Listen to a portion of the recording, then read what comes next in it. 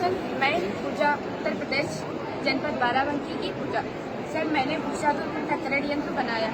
भारत जैसे कृषि प्रधान देश में गेहूं जैसी मुख्य फसल की कटाई के लिए प्रयोग होने वाले महत्वपूर्ण यंत्र जब थ्रेसर से गेहूं की कटाई की जाती है तो भूसा बड़ा होता है, इसलिए नीचे गिर जाता है। धूल हल्की होती है, इसलिए वातावरण में फैलकर प्रदूषण का कारण बन जाती है। स्कूल में पढ़ते समय पास के खेत में चल रहे थ्रेसर से निकलने वाली धूल हमारे स्कूल में आ रही थी, जिसके कारण हम लोगों को पढ़ने और लिखने में दिक्कत हो रही थी, खांसी आने लगी, सांस लेने में दिक्कत थी। इस परिस्थितियों को देखकर इस बारे में सोचने लगी थी। फिर हमने जाकर सर से कहा, सर इसके लिए क्या किया जाए जो इस धूल को रोक सकता है। फिर हमने सर से कहा, सर जैसे इसके सामने में एक बड़ा सा झोला लगा दे, हो सकता है धूल रुक जाए। तब सर ने कहा, तुम्हारे पास इतना बड़ा झोला कहाँ जो तुम इसके सामने लगाओगे। फिर सर स्कूल में छुट्टी हो गई, हम लोग घर चले गए। इसके बारे में सोचती रही। सर माँ को हम एक दिन चलनी से गेहूँ का आटा चालते हुए देखा। फिर जब चलनी से आटा चाले, जितना महीन था नीचे की ओर गिर रहा था, जितना बड़ा था ऊपर की ओर था। तब हमारे समझ में आया कि जैसे घर वर बनते तो मौरन चाली जाती है, उस चलने से हम भूसे को दूर से अलग कर सकते हैं। फिर वो चलना लेकर स्कूल गए।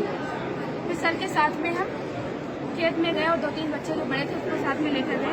फिर चलने में 2 डंडे बांधे, तो जैसे ये थ्रेसर में इसी बीच में हम खड़ा कर दिए चलना। जितना भूसा था उसी चलने के ऊपर गिर रहा था। फिर हम भूसे को आगे की ओर खींच रहे थे, जितनी धूल थी उस पर निकल कर उसको भूसे से धूल को अलग कर लिया।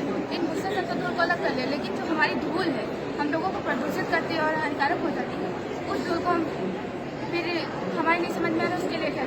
फिर जिस खेत में पानी भरा हुआ था उसके खेत के ऊपर हमारी नजर पड़ी, तब हमारे समझ में आया कि धूल तो उड़ी जा रही है, लेकिन उसमें की जो कुछ धूल नीचे की ओर गिर रही थी कम मात्रा में, वो धूल उसी पानी में चिपकती जा रही थी। तब हमें समझ में आया कि इसके नीचे हम पानी का टैंक धर दें, पानी का टैंक धर देंगे तो उसमें धूल चिपक जाएगी। ये जहाँ से थ्रेसर से भूसे के निकलता है, थ्रेसर से भूसा,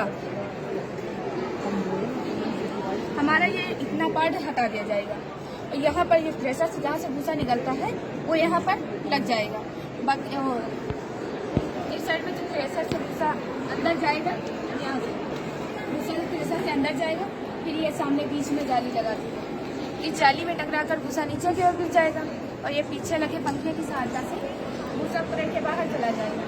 जो धूल है जाली से हवा के सारा इस बार आकर नीचे रखे पानी के टैंक में चिपक जाएगी। धूल के कर पानी में चिपक जाएंगे, स्वच्छ हवा वातावरण चली जाएगी। जो इसमें का भूसा है, जो भी जीव जंतु खाएगा उसके लिए स्वास्थ्यवर्धक रहेगा।